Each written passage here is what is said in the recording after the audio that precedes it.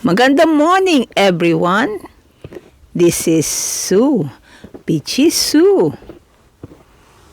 Halika, samahan niyo ako, maglakad tayo. Nag-snow kagabi kaya, ayan, ang paa. Mukhang may nauna sa akin, pero tanghali na kasi ako nagising eh. Tingnan niyo, may bakas pa ng paa ng aso. Paa ng aso, paa ng tao. Sabay-sabay naglakad. Ayan, may dumaan. Napansin nyo ba yung kalsada?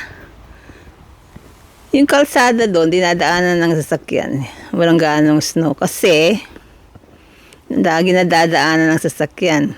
Obviously. Itong mga nakapark na sasakyan, obviously hindi sila lumabas. Tulog pa siguro. Lingon tayo.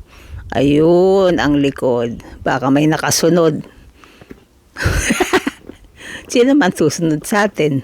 Lola na tayo. Hehe. Lakad tayo, dire-diretso. Yan. Ang snow kagabi, yan ang resulta.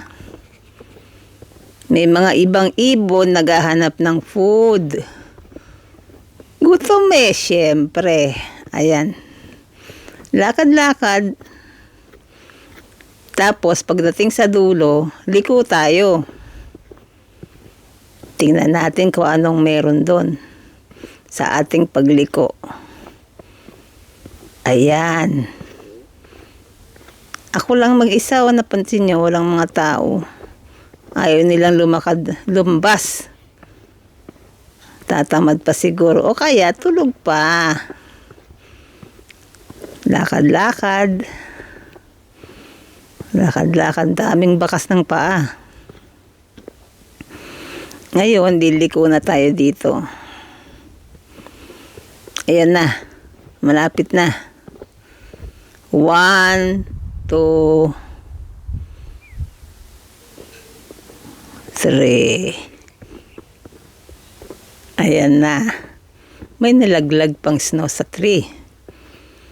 Naalala ko nung bata ako sa Pinas, yung auntie ko at saka mga cousin ko, nagagawa sila ng Christmas tree out of perlang sabon. Sinong nakarelate?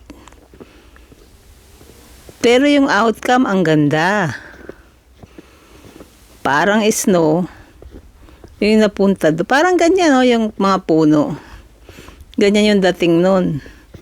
Tapos meron pa nga akong, yung pinsan kong lalaki, meron siyang white na daga.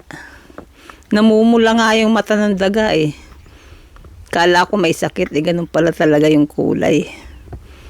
Pinapakain nila ng kanin. Ewan ko kung ano nangyari doon sa ano na yun. Matagal na yun at nung unang panahon pa. Lakad na tayo uli. Ayan, yung bahay ng mga matatanda, may gate silang maliit. Yan. Lakad-lakad. Yun, may ibon, oh. Lakad-lakad. Ayun, dahan-dahan lang yung sasakyan. Baka madulas siya. Madulas minsan. Tawid tayo sa kalsada. Ayan. Nako, tingnan nyo naman.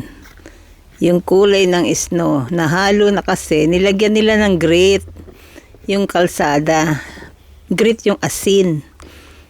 Para matunaw. Yung yellow. Liko ulit tayo. At may tao.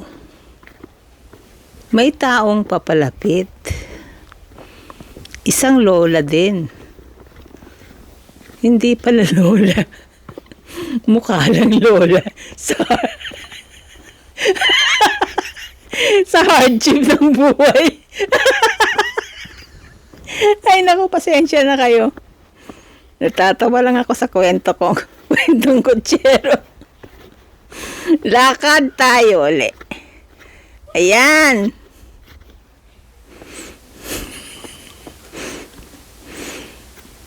Tatawid na naman ako. Yan. Ganyan po ang buhay ng retired. Maglakad-lakad na lang sa paligid.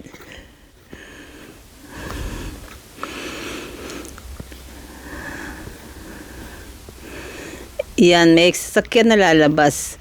Sa banda ron, may mga shop, merong pharmacy at mga shops.